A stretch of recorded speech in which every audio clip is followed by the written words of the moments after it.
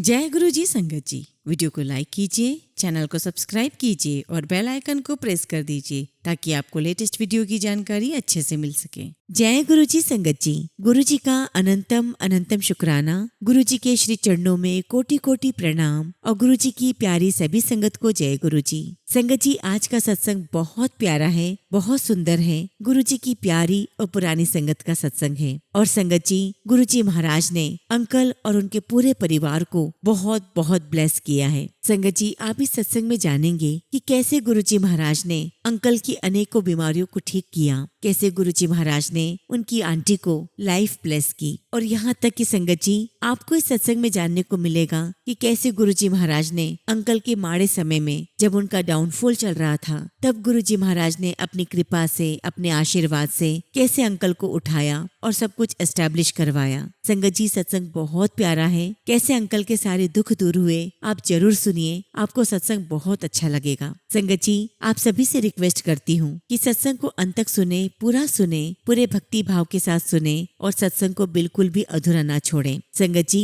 मुझे पूर्ण विश्वास है कि आज के सत्संग के माध्यम से गुरु जी महाराज आपको बहुत बहुत ब्लेस करेंगे। आपको अपने सवालों के जवाब भी प्राप्त होंगे। संगत जी, अगर आप भी अपना सत्संग शेयर करना चाहते हैं तो सुंदर लिखावट में हिंदी में ईमेल आईडी और व्हाट्सएप पर शेयर कर सकते हैं। और अगर आप चाहें तो ईमेल आईडी और व्हाट्सएप पे टाइप भी कर सकते हैं। तो चलिए संगत जी, सत्संग शुरू करते हैं। संगत जी, आज हम जिनका सत्संग सुनने जा रहे हैं वो गुरु जी की प्यारी और ब्लेस्ड संगत कृष्ण सेठिया अंकल का सत्संग है। जय गुरु जी संगत जी। गुरु जी को मेरा कोटि कोटि नमस्कार और गुरु जी की प्यारी सभी संगत जी, आप सभी को मेरा नमस्ते। जय गुरु जी। संगत जी, आज की शुरुआत मैं एक छोटे से सत्संग से करूंगा। एक बार की बात है, गुरु जी महाराज की कृपा से मेरे घर में सत्संग हुआ और बहुत सारी संगत भी आई। और गुरु जी महाराज की कृपा से गुरु जी महाराज के जो स्वरूप हैं उनमें से अमृत वर्षा होने लगी। और जब संगत जी सत्संग हो गया और सारी संगत चली गई तो वहाँ पर एक गुरु जी की पुरानी संगत है, राजेश शर्मा अंकल, वो रुके हुए थे। और ठंड का समय था संगत जी। तो मैंने राजेश अंकल से कहा कि अंकल, ठंड का समय है, ऐसा करता हूँ कि गुरुजी की गद्दी पर कंबल ओढ़ा देता हूँ और उसके बाद फिर हम अपने अपने घर चले जाएंगे। तो संगत जी, मेरी बात सुनकर राजेश अंकल ने बहुत प्राउडली, बड़ी जोर से मुझे जवाब दिया, ओ महाराज, ओ अंकल, एनानु कोई ठंड नहीं लगती, ए तो शिव जी है गे ने। संगत जी, मैं भी आपको यही कहना चाहता हूँ कि हमारे गुरुजी महाराज बहुत प्यारे हैं, बहुत दयालु हैं और गुरुजी को सिर्फ हमसे प्यार चाहिए और हमारा शुक्राना ही गुरुजी के लिए प्यार है। और इसीलिए संगत जी, आज मैं गुरुजी महाराज का बहुत बहुत शुक्राना करता हूँ कि गुरुजी, आपने मुझे ये मौका दिया कि मैं आपकी वडियाई कर सकूं। आपने जो ब्लेसिंग्स मुझे दी है वो सारी ब्लेसिंग्स मैं सभी संगत के साथ शेयर कर सकूं और आपका शुक्राना कर सकूं। शुक्राना मेरे मालिक, आपका लख लख शुक्राना। संगत जी, जैसा कि हम जानते हैं कि गुरुजी महाराज अक्सर कहा करते हैं कि संगत मुझसे वो नहीं मांगती जो मैं देना चाहता हूँ। इसीलिए संगत जी, हमेशा गुरुजी महाराज से गुरुजी को ही मांगो। संगत जी, इसी बात पर मुझे एक बात याद आ गई। आप तो जानते ही हैं कि गुरुजी महाराज को मजाक करने की बहुत आदत थी। गुरुजी महाराज अपनी संगत के साथ हंसी मजाक करते थे, हंसाया करते थे। तो एक बार की बात है, हम लोग एम्पायर स्टेट गए हुए थे और वहाँ पे काफी संगत आई हुई थी। तो उनमें से एक संगत अंकल थे, सरदार जी थे, जो कि सुल्तानपुर के रहने वाले थे और टेलीफोन एक्सचेंज में काम करते थे। और उन दिनों संगत जी, गुरुजी महाराज अक्सर ये बात कहते थे कि कोई भी संगत मेरो ता ओ मांगदा ही नहीं जेड़ा मैं देने आया हूँ। अब संगत जी, ये बात उन सरदार जी अंकल के दिमाग में थी। तो संगत जी, अंकल के दिमाग में बात आई कि आज मैं गुरुजी महाराज से खुलकर पूछ लेता हूँ। तो सरदार जी अंकल ने गुरुजी महाराज से कहा कि गुरुजी, आज आप मुझे वो चीज दे दो जो आप हमेशा संगत को देना चाहते हो। अब संगत जी, गुरुजी महाराज मजाक की मूड में बैठे हुए थे। तो गुरुजी महाराज ने सरदार जी अंकल से कहा, चल आजा मेरे कॉल, आज मैं तुझे मोक्ष दे देता हूँ। और संगत जी, गुरुजी महाराज ने ये बात इतनी मजाकिया तरीके से कही कि वहाँ बैठी सारी संगत हंसने लगी। और सरदार जी अंकल हाथ जोड़कर गुरुजी से कहते, नहीं गुरुजी महाराज, अभी तो मुझे और जीना है। और देखिए संगत जी, परमपिता परमेश्वर गुरुजी महाराज, कभी भी गुरुजी ने अपनी संगत को कभी नहीं डराया। उन्होंने हमेशा अपनी संगत से प्यार बांटा है, हमेशा खुशियाँ बांटी हैं, हमेशा सबके चेहरे पर मुस्कुराहट दी है। और संगत जी, अगर मैं अपनी बात करूं तो गुरुजी महाराज जब अपने फिजिकल फॉर्म में थे तब मैं उनके पास सिर्फ 4 साल तक ही रहा। लेकिन ये बात मैं दावे के साथ कह सकता हूँ कि गुरुजी महाराज ने अपने फिजिकल फॉर्म में मुझे दर्शन देकर अपने चरणों में बिठाकर मेरे आने वाले न जाने कितने जन्मों को गुरुजी महाराज ने साकार कर दिया है और इसके लिए मैं गुरुजी का जितना भी शुक्राना करूं उतना ही कम है। संगत जी, गुरुजी महाराज ने अपनी शरण में मुझे 1985 में लिया था और संगत जी मैं एक बहुत ही साधारण परिवार से था और संगत जी बहुत मुश्किल से अपने बिजनेस को आगे बढ़ाते हुए मैंने एक टीवी का शोरूम खोला और उस समय संगत जी मैं गुरुजी महाराज को बिल्कुल भी नहीं जानता था। मैंने किसी के माध्यम से गुरुजी के बारे में सुना। संगत जी, यहाँ पर मैं आपको एक बात बताना चाहता हूँ कि जो मैंने टीवी का शोरूम खोला था, मेरे उस शोरूम के लिए कोई भी फाइनेंसर नहीं मिल रहा था और लोगों ने भी टीवी के शोरूम खोले हुए थे, लेकिन सबके पास अपने अपने फाइनेंसर थे। तो संगत जी, हमारे यहाँ पर एक ब्रिगेडियर साहब थे जिनका रिटायरमेंट हो चुका था और उन्होंने फाइनेंस का काम शुरू किया था। तो जब संगत जी मैं उनके पास गया, उनसे बातचीत हुई तो उन्होंने मुझे हाँ कह दिया और मुझे कहा कि मैं आपके काम में फाइनेंस करूंगा। संगत जी, मैं यहाँ पर आपको क्लियर कर देना चाहता हूँ कि जब मैंने अपना टीवी शोरूम खोला था उस समय लोग किश्तों पर टीवी उठाया करते थे और उसके लिए मुझे एक फाइनेंसर की आवश्यकता थी और ब्रिगेडियर साहब ने मुझे इसके लिए हाँ कह दिया था। लेकिन उस दिन अंकल ने एक बात मुझसे कही। उन्होंने कहा कि अगर कोई व्यक्ति मुझे किश्त नहीं चुका पाएगा तो मैं उसके घर से उसका टीवी नहीं उठाऊंगा। और इसके पीछे भी एक बहुत बड़ा कारण था और इसका कारण बताते हुए उन अंकल ने मुझे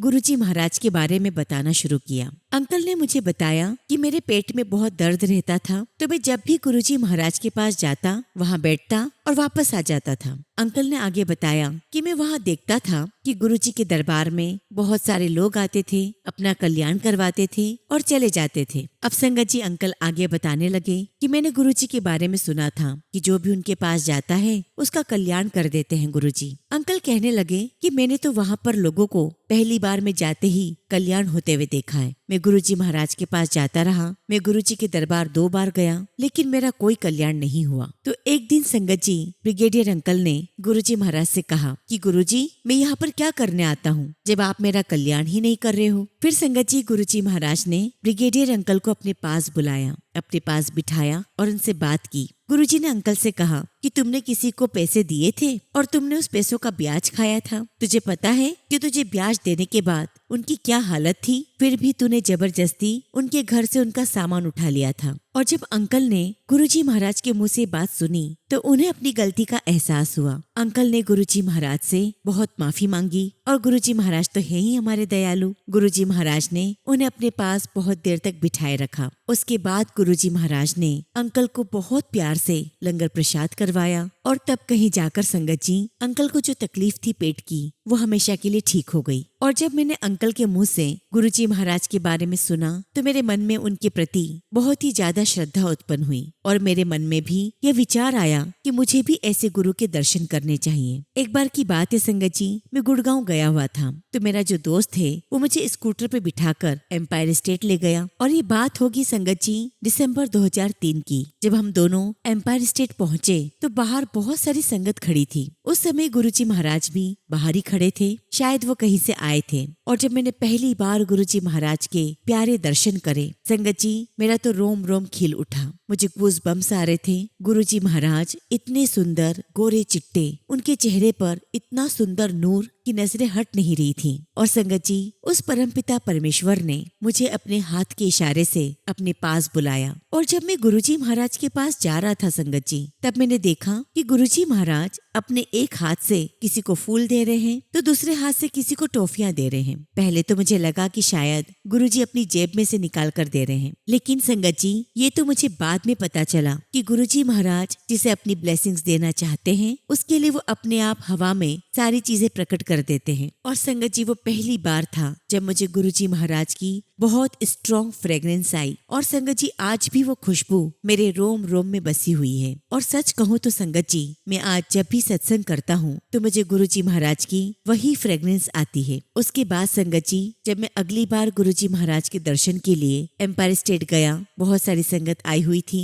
बहुत ही अच्छा माहौल था। उस दिन संगत जी हमने बहुत एंजॉय किया, बहुत प्यार के साथ हमने गुरुजी का लंगर प्रसाद चखा हालांकि संगत जी उस दिन गुरुजी महाराज से बात तो नहीं हुई, लेकिन गुरुजी महाराज की नजरों ने सबको ब्लेस कर दिया था। और इस प्रकार संगत जी गुरुजी महाराज से मैं धीरे धीरे जुड़ता चला गया। और जब मैं अगली बार गुरुजी महाराज के पास गया तो गुरुजी बड़े मंदिर जाने के लिए रेडी थे। और संगत जी मेरा पहला मौका था जब मैं गुरुजी महाराज की संगत के साथ, उनके काफिले के साथ गुरुजी महाराज के बड़े मंदिर गया। और संगत जी वहाँ पर गुरुजी महाराज अपनी गद्दी पर विराजमान हुए। बहुत सारी संगत वहाँ पर बैठी, बड़े बड़े लोग आए हुए थे। गुरुजी महाराज का बहुत प्यार मिला। और उसके बाद संगत जी हम बड़े मंदिर आते रहे। एक बार मैं एक संगत आंटी के साथ बड़े मंदिर आया और इस बीच में संगत जी उन आंटी ने गुरुजी महाराज के बारे में मुझे बहुत सारी बातें बताई, बहुत सारा ज्ञान दिया। मैं आंटी का बहुत बहुत शुक्राना करता हूँ। और फिर संगत जी एक दिन मैं अपने मम्मी पापा के साथ गुरुजी महाराज के दर्शन के लिए गया। संगत जी मेरी जो दादी थी वो अक्सर मुझे कहती थी कि ऐसे लोगों के पास मत जाया करो, ये लोग काला जादू जानते हैं, ऐसे लोग हमें बस में कर लेते हैं। लेकिन जब संगत जी मैं अपने परिवार को गुरुजी के दर्शन के लिए लेकर गया तो संगत जी मेरी दादी ने सबसे पहले गुरुजी महाराज के चरणों में अपना मत्था टेका। और ये देखकर मैं बड़ा आश्चर्य कर रहा था। और जब संगत जी हम लोग लंगर करके बाहर आए तो मैंने दादी से पूछा कि दादी आप तो कुछ और कह रहे थे। तो मेरी दादी मुझे कहने लगी कि अरे तू जानता नहीं है, ये तो बहुत महापुरुष हैं, बहुत बड़े संत हैं ये, और इनकी भक्ति तो तेरे दादा भी करते थे। और संगत जी मेरे दादा सुबह जल्दी उठकर गुरबानी सुना करते थे। और शुरू से ही संगत जी हमारे घर में शिव पुराण का पाठ होता था। गुरुजी महाराज ने हमारे पूरे परिवार को बहुत बहुत ब्लेस किया। एक बार की बात है संगत जी, मैं बहुत ज्यादा बीमार हो गया था तो मेरी वाइफ और मेरे पापा गुरुजी महाराज के दर्शन के लिए पहुंचे। यहाँ पर मैं आपको एक बात बताना चाहता हूँ संगत जी कि ऐसा बिल्कुल भी जरूरी नहीं है कि गुरुजी महाराज हमें अपने जल प्रसाद या लंगर प्रसाद से ही ब्लेस करते हैं। गुरुजी महाराज तो हमें अपनी नजरों से भी ब्लेस कर देते हैं। संगत जी गुरुजी महाराज हमें किसी भी तरीके से ब्लेस कर सकते हैं और हम गुरुजी महाराज का पार नहीं पा सकते। तो जब संगत जी मेरे पापा और मेरी वाइफ गुरुजी महाराज के दर्शन के लिए गए तब उस दिन गुरुजी महाराज ने मेरे पापा से कोई बात नहीं की और ना ही कोई जल प्रसाद ब्लेस करके दिया और ना ही कुछ हमें करने के लिए कहा। बस गुरुजी महाराज ने इतना कहा कि बड़े मंदिर आया करो। अब संगत जी मेरे पापा मेरी बीमारी को लेकर बहुत परेशान थे, वो कहाँ बड़े मंदिर जाते। तो उन्होंने गुरुजी महाराज से कहा कि गुरुजी महाराज आप यहीं पर ब्लेस कर दो, आप कुछ करो। तब गुरुजी महाराज ने मेरे पापा से कहा कि तू चिंता ना कर और कुछ नहीं होगा। और उस समय संगत जी मैं आईसीयू में एडमिट था और मेरी हालत इतनी ज्यादा खराब थी कि मुझे याद है कि डॉक्टर ने जवाब दे दिया था। तो जब संगत जी मेरे पापा गुरुजी महाराज के दर्शन करके सीधे हॉस्पिटल आए तो मेरी माँ ने पूछा कि गुरुजी ने क्या कहा। तो मेरे पापा ने कहा कि गुरुजी तो कह रहे हैं कि उसे कुछ भी नहीं हुआ है और सब कुछ ठीक है,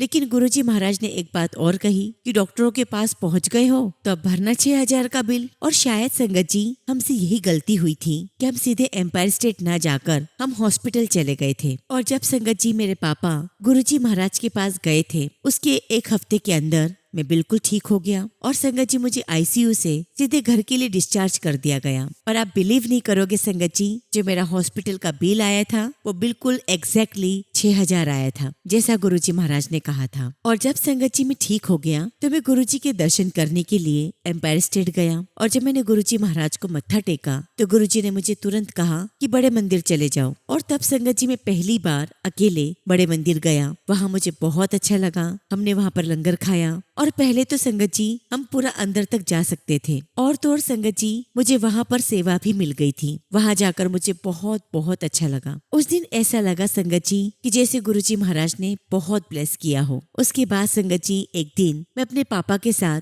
गुरुजी महाराज के दर्शन करने पहुंचा। और संगत जी उस दिन मैं अपने काम के लिए गुरुजी महाराज के पास उनका आशीर्वाद लेने के लिए गया था। संगत जी हमने गुरुजी महाराज के दर्शन किए, उनको मत्था टेका तो मेरे पापा ने गुरुजी महाराज से कहा कि गुरुजी इसके काम का कुछ करो, इसका काम बिल्कुल भी नहीं जम पा रहा है। और तब गुरुजी महाराज ने मेरे पापा से कहा कि इसकी फाइल तो मैंने खोल दी है, हुण फिक्र करने की लोड़ नहीं है। और उसके बाद संगत जी हम दरबार में बैठे, हमने लंगर किया और गुरुजी का आशीर्वाद लेकर हम घर आ गए। संगत जी उस समय मेरा काम बिल्कुल भी सेट नहीं हो पा रहा था। तो संगत जी मेरी भी पत्रिका पंडितों को दिखाई गई और पंडितों ने मेरी पत्रिका देखकर कहा कि इसको तो काल सर्प योग है और इसका रेवती नक्षत्र में जन्म हुआ है। तो पंडित पंडितों ने कहा कि इसका तो गुजारा हो जाए वही बहुत बड़ी बात है। और फिर संगत जी पंडितों ने बहुत सारे उपाय बताना शुरू कर दिए और संगत जी उन उपायों को करने के लिए मैंने बहुत बहुत पैसे खर्च किए, लेकिन मेरा कोई फायदा नहीं हुआ और मेरी जो कंडीशन थी संगत जी वैसी की वैसी बनी रही।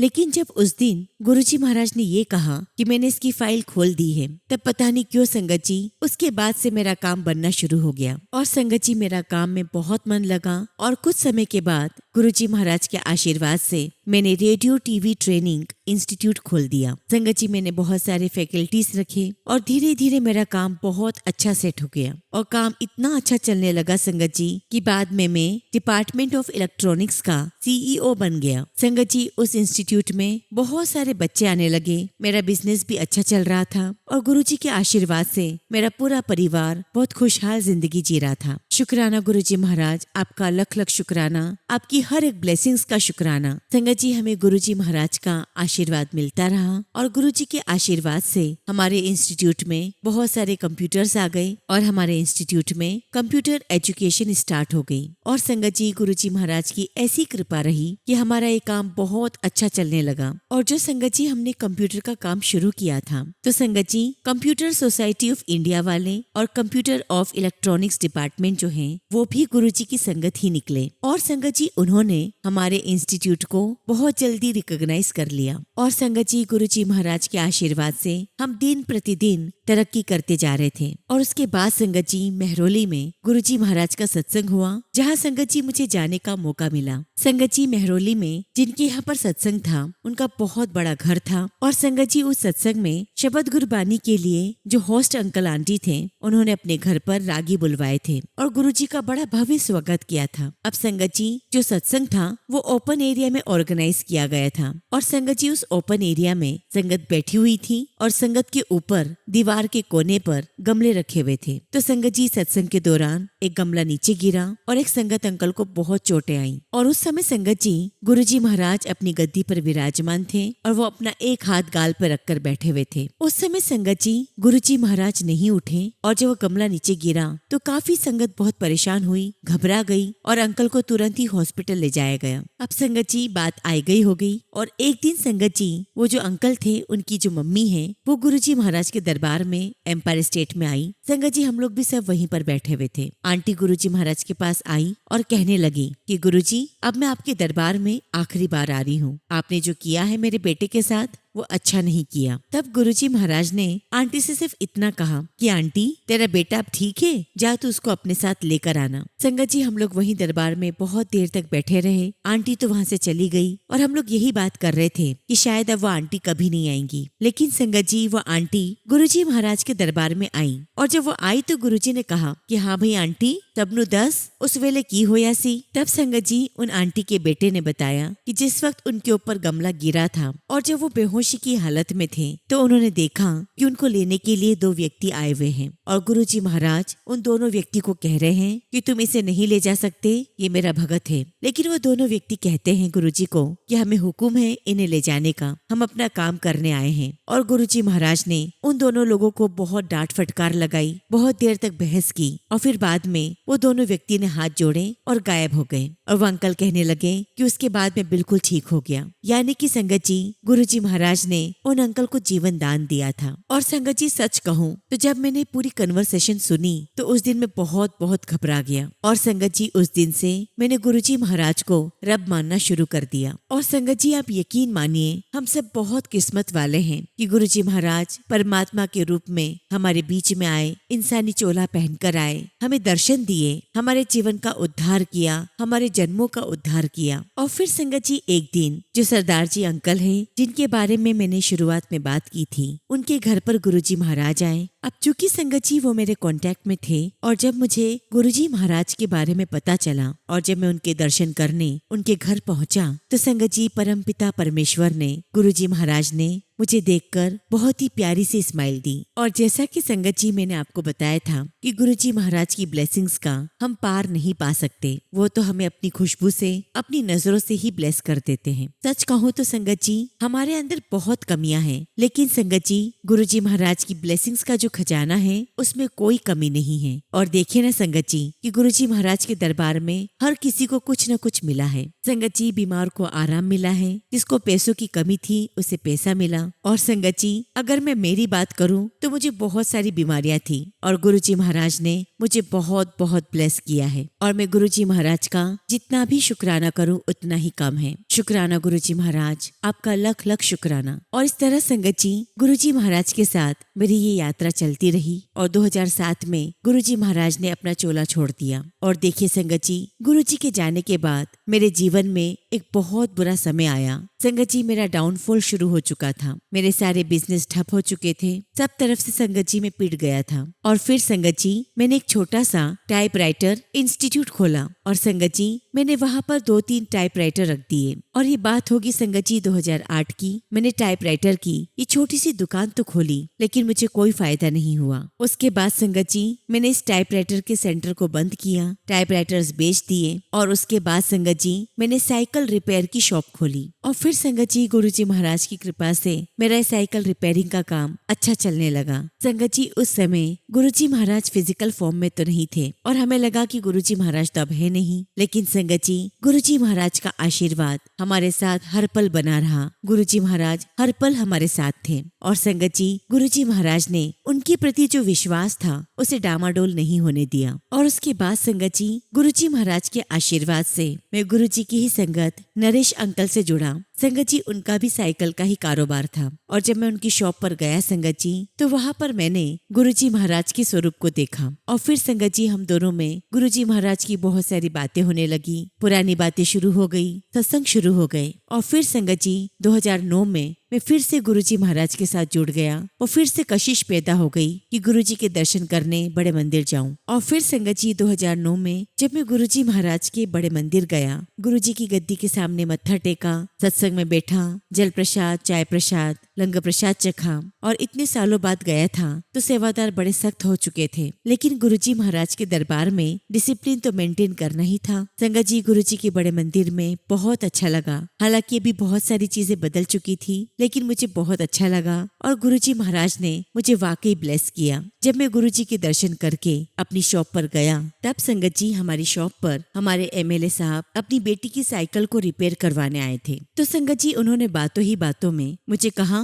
कि उन्होंने साइकिल की फैक्ट्री खोली थी बहुत बड़े एरिया में। तो उन्होंने कहा कि वो फैक्ट्री अब बंद हो गई है और उसका सारा सामान वहाँ पर ज्यों का त्यों पड़ा हुआ है। अब संगत जी वो एमएलए साहब जो थे वो हरियाणवी थे। तब संगत जी उन्होंने मुझे कहा कि ओ ताऊ तन ने काम करना है तो कर ले। और संगत जी गुरुजी महाराज की कृपा देखिए उन एमएलए साहब ने वो जगह मुझे 10 लाख में बेच दी। और संगत जी जैसे तैसे मैंने वो 10 लाख रुपए पूरे किए और वो जगह मैंने एमएलए साहब से खरीद ली। और संगत जी वो जो जमीन थी वो हाईवे के करीब थी। और गुरुजी महाराज की कृपा देखिए संगत जी कि अगली बार के इलेक्शन में वो एमएलए साहब हार गए और उनकी जगह पे जो दूसरे आए थे संगत जी उन्होंने उस एरिया को इतना डेवलप करवा दिया कि मेरी जमीन भी उस एरिया में आ गई और आज उसकी कीमत करोड़ों में है। संगत जी ये तो मेरे गुरुजी महाराज का शुक्राना है। गुरुजी महाराज ने मुझे कहां से लेकर कहां बिठा दिया। शुक्राना मेरे मालिक, आपका लख लख शुक्राना। संगत जी गुरुजी महाराज ने मेरी तकदीर बदल के रख दी। इसी पर संगत जी मुझे एक वाकया याद आता है। एक बार की बात है संगत जी गुरु नानक देव जी के पास एक बहुत ही पहुंचा हुआ साधु आया। संगत जी उस साधु के पास दिव्य दृष्टि थी, वो किसी को भी देखता तो उसकी परेशानियां वो जान जाता था। एक दिन उसने सोचा कि गुरु नानक देव जी के दरबार में जाता हूँ और देखता हूँ ये क्या करते हैं। संगत जी वो अंदर गए, वहाँ पर बहुत सारी संगत बैठी हुई थी, साधु महात्मा भी वहाँ चुपचाप जाकर बैठ गए। तभी संगत जी एक व्यक्ति वहाँ पर अंदर आया और उसने देख लिया साधु ने कि इसकी किस्मत में बच्चे नहीं हैं। अब वो इंतजार करने लगा कि गुरु नानक देव जी उसे क्या कहते हैं। जैसे ही वो गुरु नानक देव जी के पास गया, गुरु नानक देव जी ने कहा कि जा तेरे 2 पुत्र दिते। तभी संगत जी वो साधु महात्मा खड़े हो गए और कहने लगे कि आप ये कैसे कह सकते हो, इसकी तो किस्मत में बच्चे ही नहीं है। तो गुरु नानक देव जी ने कहा कि एक बार आप फिर से देखो। तो वो साधु कहता है कि मैंने ठीक से देख लिया है। गुरु नानक देव जी फिर कहते हैं कि एक बार फिर से देखो। और जब संगत जी वो साधु महात्मा फिर से देखते हैं तो उन्हें दिखाई देता है कि उसकी किस्मत में 2 बेटे लिखे हैं। संगत जी ये घटना इस बात का प्रमाण है कि जब हम अपने गुरु के पास जाते हैं तो हमारे गुरु हमारी किस्मत बदल देते हैं। जो हमारी किस्मत में नहीं भी होता वो गुरुजी महाराज हमें दे देते हैं। और संगत जी ठीक ऐसा ही वाकया गुरुजी महाराज के दरबार में भी हुआ। एक साधु महात्मा को गुरुजी महाराज के बारे में जब पता पता चला तो उन्होंने सोचा कि जरा मैं भी जाकर देखता हूँ कि इनकी महिमा क्या है। तो संगत जी वो साधु महात्मा बस स्टैंड पर खड़े थे छतरी लेकर, और संगत जी इधर गुरुजी महाराज को पता था कि उनसे मिलने के लिए साधु महात्मा जी आ रहे हैं। तब संगत जी गुरुजी ने अपनी संगत में 3-4 अंकल को बोला कि आप बस स्टैंड पर जाओ, एक साधु महात्मा छतरी लेकर खड़े हैं, उन्हें पूरे आदर के साथ मेरे पास लेकर आओ। जब संगत अंकल साधु महात्मा के पास पहुँचे तो उन्होंने कहा कि आपको हमारे गुरुजी महाराज ने बुलाया है, आप उन्हीं से मिलने आए हो ना? तो साधु ने कहा कि हाँ, मैं उन्हीं से मिलने आया हूँ। उसके बाद संगत जी वो साधु महात्मा संगत अंकल के साथ गुरुजी के दरबार में आ गए, और जब वो दरबार में आए संगत जी तो उन्होंने गुरुजी महाराज को मत्था नहीं टेका, वो चुपचाप आकर बैठ गए। गुरुजी ने भी कुछ नहीं कहा, और थोड़ी देर के बाद गुरुजी ने एक संगत आंटी को उठाया और कहा कि आंटी खड़ी हो जा और डांस कर। और संगत जी वहाँ पर गुरुजी ने एक गाना लगवाया, और संगत जी वो गाना था दे दे गेड़ा नी दे दे गेड़ा। संगत जी आंटी उठी और उस गाने पर डांस करने लगी। उस साधु महात्मा को लगा ये तो औरतों के गुरुजी हैं, और वो संगत से उठने लगे। तभी गुरुजी महाराज ने उनसे कहा कि बैठ जा। और संगत जी गुरुजी बार बार वही चीज उसे दिखाते जो वो नेगेटिव लेना चाह रहा था या नेगेटिव देखना चाह रहा था। और फिर फाइनली संगत जी वो साधु खड़ा हो गया और कहने लगा कि बस अब मुझे यहाँ से जाना है। तो गुरुजी महाराज ने उनसे कहा कि देख भाई, तू इतने पैसे लाया था, इतने तेरे पैसे खर्च हो गए हैं, और तेरी जेब में इतने पैसे रखे हैं, अब तू वापस जाएगा फिर भी तेरे पैसे लगने हैं, तू थोड़ी देर और बैठ जा और लंगर करके ही जाना। लेकिन संगत जी वो साधु महात्मा जिद पर अड़ गया, नहीं नहीं मुझे तो जाना है, मैं अभी जाऊंगा। तभी गुरुजी महाराज कहते हैं, और तू यार जब तू लाल कच्छा पा लेना है तो उसे गुस्सा बड़ा आंदा है। और जब संगत जी गुरुजी महाराज ने ऐसी बात कही तो संगत जी वो बड़ा शर्मिंदा हुआ, और उसे एहसास हो गया कि गुरुजी महाराज को सबका पता है, वो सब कुछ जानते हैं। और संगत जी गुरुजी महाराज की ऐसी कृपा हुई कि वो उसी समय गुरुजी महाराज के चरणों में गिर गया। संगत जी हमारे गुरुजी महाराज की महिमा ऐसी है कि हर युग में उनको परखने के लिए कोई न कोई जरूर आता है। और संगत जी आज ये सारी संगत जानती है कि हमारे गुरुजी महाराज साक्षात परमेश्वर हैं, उनका पार कोई नहीं पा सकता। फिर संगत जी 2013 का समय आया जब गुरुजी महाराज के आशीर्वाद से मेरी बेटी की शादी हुई चंडीगढ़ में। और संगत जी मेरी बेटी का जो ससुराल है वो एक बहुत बड़ी रॉयल फैमिली है। और संगत जी ये तो गुरुजी महाराज की कृपा थी कि मैं अपनी बेटी की शादी ऐसे घर में कर सका। और गुरुजी महाराज ने मेरी बेटी को भी एक बिटिया ब्लेस की। एक बार संगत जी मेरी बेटी अपनी बच्ची के साथ आई और मुझे कहने लगी कि सेक्टर 12 में दीपेंद्र अंकल का घर है, तो उसे अपनी बेटी को वहाँ मत्था टिकवाना था। तो वो मुझे कहने लगी कि पापा आप भी हमारे साथ चलो। तो मैंने उससे कहा कि नहीं तुम ही जाओ, मैं अगर जाऊंगा तो बड़े मंदिर ही जाऊंगा। अब संगत जी उसके कुछ दिनों के बाद मेरी वाइफ को गर्दन के पास मकड़ी ने काट लिया, और संगत जी उसे एलर्जी हो गई और बहुत जलन होने लगी। संगत जी मैं अपनी वाइफ को डॉक्टर के पास लेकर गया तो डॉक्टर ने कहा कि पहले इनका शुगर चेक करवा लो, कहीं इनको शुगर तो नहीं है। और संगत जी वहीं पर पैथोलॉजी वाला भी आ गया था। जब संगत जी ब्लड टेस्ट हुई तो मेरी वाइफ की उसमें शुगर 416 आई थी। और ये देखकर संगत जी मैं और मेरी वाइफ बहुत डर गए, क्योंकि संगत जी मेरी वाइफ के जो दोनों भाई हैं वो हाई शुगर की वजह से ही उनकी डेथ हुई थी। संगत जी हमारे घर में अमरूद का पेड़ है, तो मैंने देखा कि मेरी वाइफ अब रोज सुबह उठने लगी और अमरूद के वो कच्चे पत्ते खाने लगी। एक दिन की बात है संगत जी, मैं भी जल्दी उठा तो मैंने देखा कि मेरी वाइफ पत्ते खा रही है और रोती जा रही है। संगत जी देखकर बहुत बुरा लगा। खैर संगत जी 2-3 दिन के बाद हमें एक सत्संग में जाना था। तो जब संगत जी हम लोग उस सत्संग में गए उस समय संगत जी वहाँ पर ताया जी लंगर सर्व कर रहे थे। संगत जी मैं और मेरी वाइफ हम लोग सोफे पर बैठे हुए थे। इनके घुटनों में बहुत दर्द था और संगत जी शुगर बढ़ी हुई थी। जब ताया जी संगत जी अंदर आए तो मेरी वाइफ को कहने लगे कि नीचे बैठो। अब जब संगत जी सभी लोग नीचे बैठे हैं और आपको भी नीचे बैठने के लिए कह दिया जाए तो थोड़ी सी इंसल्ट फील होती है। तब संगत जी मैंने ताया जी से कहा भी कि अंकल मेरी वाइफ को घुटनों में बहुत दर्द है, वो नीचे नहीं बैठ सकती। तो संगत जी ताया जी कहने लगे कि नहीं अंकल, आंटी को नीचे ही बैठना होगा, ये गुरुजी का हुक्म है। वैसे तो संगत जी हमेशा गुरुजी के दरबार में समोसा प्रसाद, मट्ठी प्रसाद ये हमेशा डिस्ट्रीब्यूट होता था, लेकिन उस दिन संगत जी बहुत सारी मिठाई प्रसाद थी और संगत जी ताया जी भी बड़े खुले हाथों से प्रसाद बांट रहे थे। और जब संगत जी ताया जी मेरी वाइफ को भर भर के प्रसाद दे रहे थे तो मैंने उनको मना भी किया कि आंटी को इतना सारा मत दो, उन्हें डायबिटीज है। लेकिन संगत जी आसपास बैठी संगत ने कहा कि नहीं नहीं ये तो प्रसाद है, ले लो। तब संगत जी मैंने अपनी वाइफ से कहा कि जब ताया जी यहाँ से जाएंगे तभी प्रसाद तुम मुझे दे देना। और देखिए संगत जी ईश्वर के आगे, परमात्मा के आगे, गुरुजी के आगे किसी की नहीं चलती। और संगत जी ऐसे ही हमारे साथ हुआ। हमने सोचा कि अंकल जाएंगे तो प्रसाद मैं ले लूंगा, और संगत जी अंकल वहाँ से कब चले गए और कब वापस आ गए हमें पता ही नहीं चला। और संगत जी अंकल ठीक हमारे पास में आके खड़े हो गए। और संगत जी अंकल ने देखकर कहा, तुमने तो अभी तक प्रसाद भी नहीं खाया। और संगत जी ताया जी ने और वहाँ आसपास बैठी संगत ने सबने मिलकर मेरी आंटी को सारा प्रसाद खिला दिया। अब संगत जी हम लोग सत्संग से फ्री होकर अपने घर आ गए। और संगत जी आंटी जल्दी सो गई, लेकिन मुझे नींद नहीं आई। और रात के लगभग संगत जी 12 बज रहे होंगे, मैंने आंटी को उठाया। संगत जी मुझे ऐसा लग रहा था कि आज आंटी ने बहुत मीठा खाया है, तो कहीं ऐसा ना हो कि इसकी शुगर बहुत बढ़ गई हो। और जब संगत जी आंटी उठी तो मेरी बात सुने बगैर ही वो मुझसे लड़ने लगी कि आपने मुझे क्यों उठाया, आपको तो पता है कि मैं एक बार अगर उठ गई तो नींद नहीं आएगी। संगत जी मेरा घर ज्यादा बड़ा नहीं है, और मैं जैसे ही किचन से वापस कमरे में आया तो देखता हूँ कि आंटी बहुत गहरी नींद में सो गई है। और उसके बाद संगत जी मैं भी सो गया। और अगले दिन संगत जी हमारे घर के पास में एक लेबोरेटरी है, तो मैंने अपनी आंटी का ब्लड टेस्ट वहाँ पे करवाया। और जब संगत जी शुगर की रिपोर्ट सामने आई तो हम देखकर बड़े हैरान थे कि मेरी वाइफ की शुगर 160 पर आ चुकी थी। और आज संगत जी मेरी वाइफ न के बराबर दवाई लेती है, कभी कभी तो नहीं भी लेती। और यहाँ तक कि संगत जी मेरी वाइफ कोई परहेज भी नहीं करती। लेकिन गुरुजी महाराज की ऐसी कृपा है कि शुगर लेवल मेरी आंटी का 160 से न बढ़ता है न कम होता है। संगत जी गुरुजी महाराज की बहुत बहुत कृपा है हमारे पूरे परिवार के ऊपर। गुरुजी की बहुत कृपा है, और मैं गुरुजी की इन सभी ब्लेसिंग्स के लिए जितना भी शुक्राना करूँ संगत जी उतना ही कम है। शुक्राना मेरे मालिक, आपका लख लख शुक्राना, आपका लख लख शुक्राना। संगत जी गुरुजी महाराज ने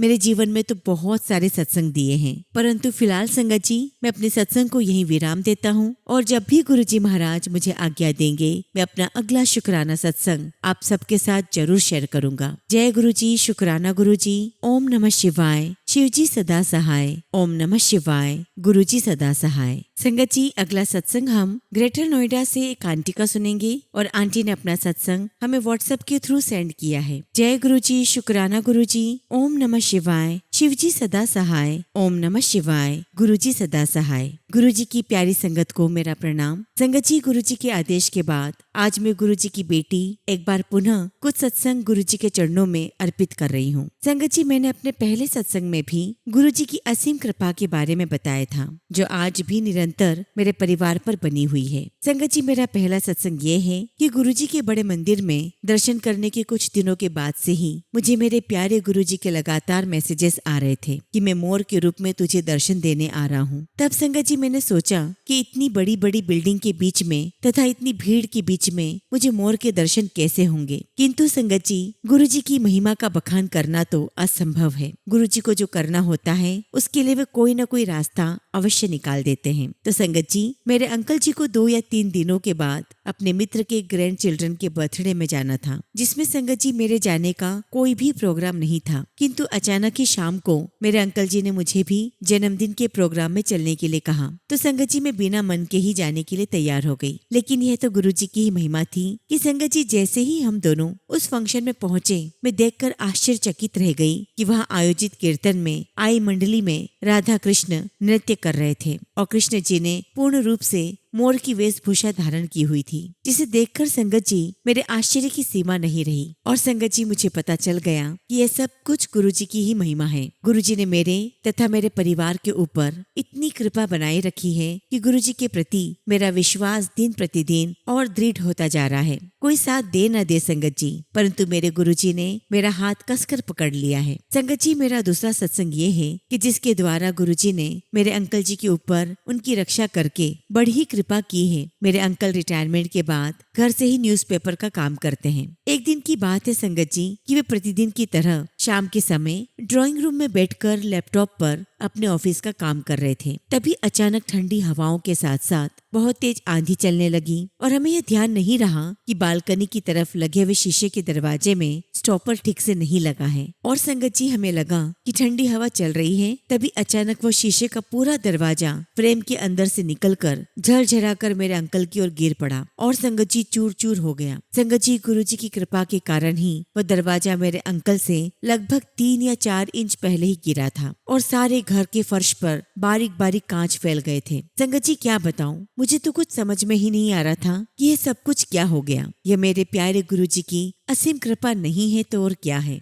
संगत जी, गुरुजी महाराज ने मेरे अंकल को जरा भी चोट नहीं पहुंचने दी, नहीं तो संगत जी पता नहीं क्या हो जाता। शुक्राना मेरे गुरुजी महाराज, आपका बारंबार शुक्राना। संगत जी, मैं आपके साथ एक सत्संग और शेयर करती हूँ। सत्संग ये है कि एक दिन मैं सोफे पर बैठकर हाथ की सुई से कुछ सिलाई कर रही थी और संगत जी, कपड़ा सिलने के बाद मैं वह सुई प्रॉपर रील में लगाकर डब्बे में रखना भूल गई और संगत जी उसे मैंने टेबल पर ही रख दिया। उसमें थोड़ा सा धागा भी था। तभी फिर संगत जी मुझे याद आया कि मैं शायद सुई को सही जगह पर रखना भूल गई हूँ और तब मैंने जल्दी से सारी टेबल पर तथा सोफे के नीचे और इवन संगत जी पूरे फर्श पर उस सुई को ढूंढा, क्योंकि संगत जी मेरे घर में एक डॉगी है जो हमारे परिवार का ही सदस्य है और हम सभी उसे बहुत प्यार करते हैं। और तब संगत जी मुझे एकदम ख्याल आया कि कहीं उसने वो जब धागा खींचा होगा तो कहीं वो सुई उसके पेट में न चली गई हो। संगत जी चिंता इसलिए भी ज्यादा थी कि सुई में धागा था और वो कहीं पर भी नहीं मिल रही थी। संगत जी मैं पूरी रात उसकी चिंता में रही।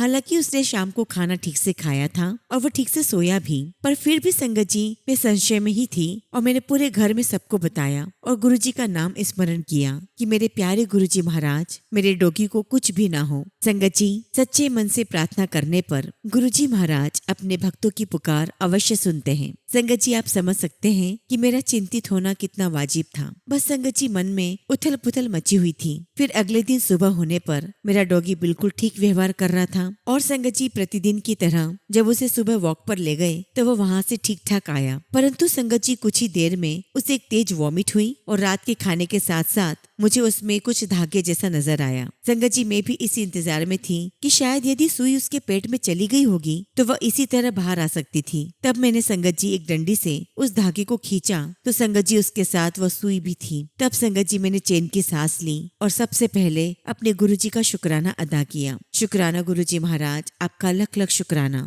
संगत जी, ये शुक्राना करते समय मेरी आंखों में आंसू थे, क्योंकि संगत जी यदि वह सुई उसके गले में फंस जाती तो आज हमारा प्यारा डॉगी हमारे पास नहीं होता। संगत जी, ऐसे दयालु और कृपालु हमारे गुरुजी के अलावा और कौन हो सकता है जो घर के एक एक सदस्य का इतना ध्यान रखते हैं। शुक्राना गुरुजी महाराज, आपका बारंबार शुक्राना। संगत जी, शुक्राना करते समय अगर मुझसे कुछ भी गलती हो गई हो तो उसके लिए संगत जी मैं हाथ जोड़कर आप सभी से क्षमा प्रार्थी हूँ। गुरुजी का आदेश होने पर मैं बाकी सत्संग आने वाले समय में जरूर आपके साथ शेयर करूंगी। मैं एक बार टीना आंटी का फिर से तहे दिल से धन्यवाद करती हूँ, जिन्होंने अपनी मधुर वाणी से मेरा ये सत्संग गुरुजी के चरणों में अर्पित किया है। शुक्राना मेरे गुरुजी महाराज, आपका लख लख शुक्राना। इसी के साथ संगत जी मैं अपने सत्संग को विराम देती हूँ। जय गुरुजी, शुक्राना गुरुजी। ओम नमः शिवाय। शिव जी सदा सहाय। ओम नमः शिवाय। गुरुजी सदा सहाय। संगत जी, अगला सत्संग हम दिल्ली से मोनिका आंटी का सुनेंगे और आंटी ने अपना सत्संग हमें व्हाट्सएप के थ्रू सेंड किया है। जय गुरुजी, शुक्राना गुरुजी। गुरुजी के चरणों में कोटि कोटि चरण स्पर्श। जय गुरुजी। संगत जी मैं पहली बार अपना शुक्राना सत्संग आप सभी के साथ शेयर कर रही हूँ। ओम नमः शिवाय। शिव जी सदा सहाय। ओम नमः शिवाय। गुरुजी सदा सहाय। संगत जी मैं गुरुजी की बेटी दिल्ली से शुक्राना सत्संग आप सभी के साथ शेयर कर रही हूँ। संगत जी, गुरुजी महाराज की मेरे परिवार पर बहुत मेहर है। गुरुजी महाराज ने मेरे बेटे का ब्लैक मैजिक ठीक किया है। संगत जी, मेरे बेटे को अजीब सी औरत और 3 सफेद कपड़ों वाले आदमी ये दिखाई देते थे और औरत जो कि खुले बालों में काली या लाल चुनरी ओढ़ी होती थी और बड़े बड़े दांत, लिपस्टिक उबड़ खाबड़ लगी होती थी। उसके गले में बड़ा सा ढोल होता था और मेरे बेटे को कहती थी कि तुझे मैं अपने साथ ले जाऊंगी और जोर से हंसती थी। एक बार तो संगत जी मेरा बेटा बाथरूम से जोर से चिल्लाया कि बाहर ये औरत खड़ी है और हंस रही है। संगत जी मैं बहुत डर गई, मुझे कोई नहीं दिखाई दे रहा था। संगत जी मैं अपने बेटे को कमरे में लाई और गुरुजी का मंत्र जाप करके उसे जल पिलाया। उसके बाद संगत जी मेरे हस्बैंड मेरे बेटे को गुरुजी के मंदिर लेकर गए और हमने उसके लिए लोटा भी गुरुजी महाराज से ब्लेस करवाया। और जब भी संगत जी मेरा बेटा बड़े मंदिर जाता तो संगत जी उसका सिर दर्द ठीक हो जाता था। एक बार लंगर प्रसाद खाकर उसे उल्टी भी हुई। उसके बाद उसे अच्छा फील होने लगा और गुरुजी महाराज ने धीरे धीरे उसके कर्म कटवा कर उसे ठीक कर दिया। संगत जी, हमारे घर में बहुत नेगेटिव ऊर्जा थी, वो भी गुरुजी ने ही ठीक की है। बहुत बहुत शुक्राना मेरे गुरु पिता, आपका अनंतम शुक्राना, आपका अनंतम शुक्राना। टीना आंटी, आपकी वॉइस बहुत अच्छी है, आप बहुत अच्छे से सत्संग सुनाते हो। Thank thank you Tina aunty. इसी के साथ संगत जी मैं अपने सत्संग को यहीं विराम देती हूँ और जब भी गुरुजी महाराज मुझे आज्ञा देंगे मैं अपना अगला शुक्राना सत्संग आप सभी के साथ शेयर करूंगी। जय गुरुजी, शुक्राना गुरुजी। ओम नमः शिवाय। शिव जी सदा सहाय। ओम नमः शिवाय। गुरुजी सदा सहाय।